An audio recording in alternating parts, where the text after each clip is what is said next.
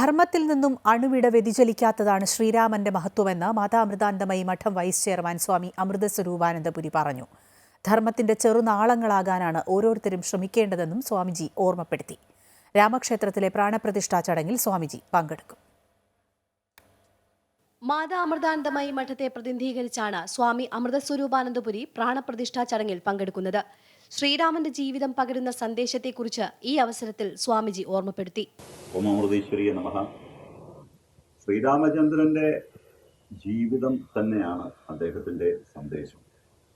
അദ്ദേഹത്തിന്റെ ചിന്തയും പ്രവൃത്തിയും, അദ്ദേഹത്തിന്റെ ജീവിതത്തിലെ എല്ലാ സംഭവങ്ങളും അത് നല്ലതായിരുന്നെങ്കിലും ചീത്തയായിരുന്നെങ്കിലും, നന്മയായിരുന്നുവെങ്കിലും തിന്മയായിരുന്നെങ്കിലും അദ്ദേഹം ആ സന്ദർഭങ്ങളെ, ആ സാഹചര്യങ്ങളെ എല്ലാം പൂർണ്ണമായി സ്വീകരിക്കുകയും ധർമ്മത്തിൽ നിന്ന് ഒരു സാഹചര്യത്തിലും അണുവിട പോലും ചലിക്കാതെ മുന്നോട്ട് പോകുകയും ചെയ്തു എന്നുള്ളത് തന്നെയാണ് ശ്രീരാമചന്ദ്രൻ്റെയും രാമായണത്തിൻ്റെയും പ്രസക്തി. നമ്മളൊക്കെ സാധാരണ മനുഷ്യരാണ്. നമുക്കൊരുപാട് ദുർബലതകളുണ്ട്, പരിമിതികളുണ്ട്. അമ്മ പറയാറുണ്ട്, ഈശ്വരൻ അറിയാം നമ്മൾ ആരും പൂർണ്ണരല്ല എന്ന്. നമുക്കെല്ലാം കുറ്റങ്ങളും കുറവുകളും ഒക്കെ ഉണ്ട് എന്ന് ഈശ്വരൻ നന്നായി അറിയാം.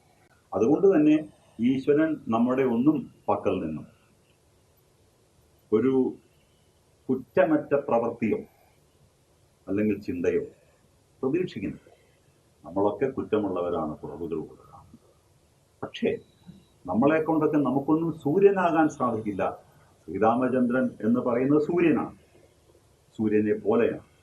അത്രയും തേജസ് നമുക്കുണ്ടാകില്ല എങ്കിൽ പോലും ഒരു ചെറു തിരിനാളമാകുവാൻ, ധർമ്മത്തിന്റെ ചെറു തിരിനാളങ്ങളാകുവാൻ നമുക്ക് എല്ലാവർക്കും സാധിക്കും. അയോധ്യയിലെ സൗകര്യങ്ങളും ആസൂത്രണവും മാതൃകയാണ്. കേരളത്തിലെ ചെറുതും വലുതുമായ ക്ഷേത്രങ്ങളിലെ സ്ഥിതി മാറണമെന്ന് സ്വാമി അമൃതസ്വരൂപാനന്ദപുരി അഭിപ്രായപ്പെട്ടു.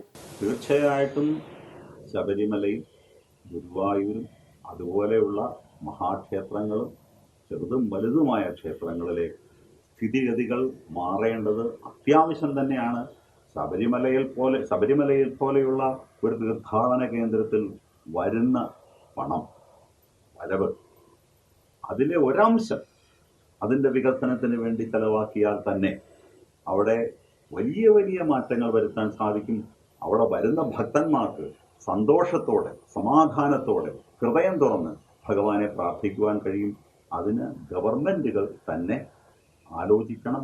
അവരുടെ ഭാഗത്തു നിന്ന് ആത്മാർത്ഥമായ ശ്രമമുണ്ടാകണം, സഹകരണമുണ്ടാകണം. ധർമ്മം പ്രപഞ്ച നിയമമാണ് എന്നും അയോധ്യയിലേത് ധർമ്മത്തിന്റെയും നന്മയുടെയും വിജയമാണെന്നും സ്വാമിജി പറഞ്ഞു. അയോധ്യയിൽ രാമക്ഷേത്രം വരുന്നത് രാഷ്ട്രീയ വിമർശനത്തിൽ നിന്ന് പൂർണ്ണമായും ഒഴിവാക്കാനാകില്ല എന്നും സ്വാമി അമൃതസ്വരൂപാനന്ദപുരി പറഞ്ഞു.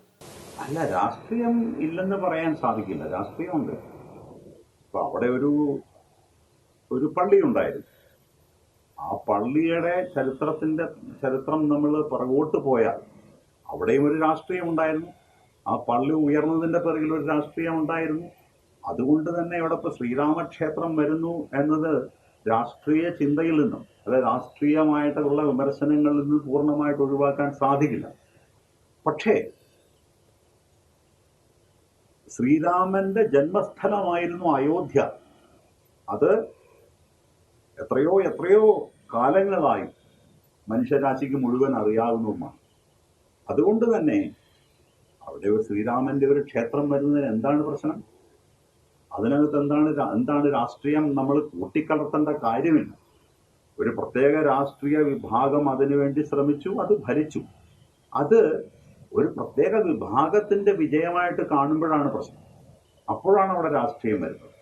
ഇത് ധർമ്മത്തിന്റെ വിജയമായിട്ട് കാണൂ, ഇത് നന്മയുടെ വിജയമായിട്ട് കാണൂ, അപ്പോൾ പിന്നെ പ്രശ്നമില്ല. ഇത് ശ്രീരാമന്റെ വിജയമായിട്ട് കാണൂ, അപ്പോഴെവിടെയാണ് പ്രശ്നം?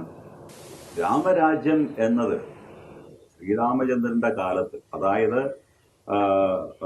ത്രേതായുഗത്തിലെ ശ്രീരാമചന്ദ്രന്റെ കാലത്ത് രാമരാജ്യം എന്ന സങ്കല്പത്തിന് എത്രമാത്രം പ്രാധാന്യമുണ്ടോ അത്രമാത്രം പ്രാധാന്യം ഇന്നുമുണ്ട്.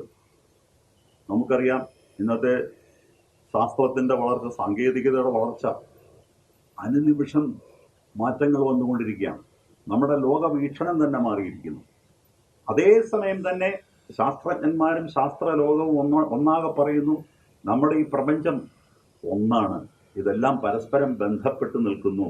അമ്മ പറയാറുള്ളത് പോലെ ഇത് ഒറ്റപ്പെട്ട ദ്വീപല്ല, എല്ലാം ഒരു ശൃംഖലയുടെ കണ്ണിയാണ്, ഒരു വല പോലെയാണ്. 4 പേരൊരു വല പിടിച്ചാൽ ആ വലയുടെ ഏത് ഭാഗത്തുണ്ടാകുന്ന സ്പന്ദനവും ആ വലയുടെ മറ്റേത് ഭാഗത്തും പ്രതിഫലിക്കും. അമൃത ന്യൂസ്, ന്യൂഡൽഹി.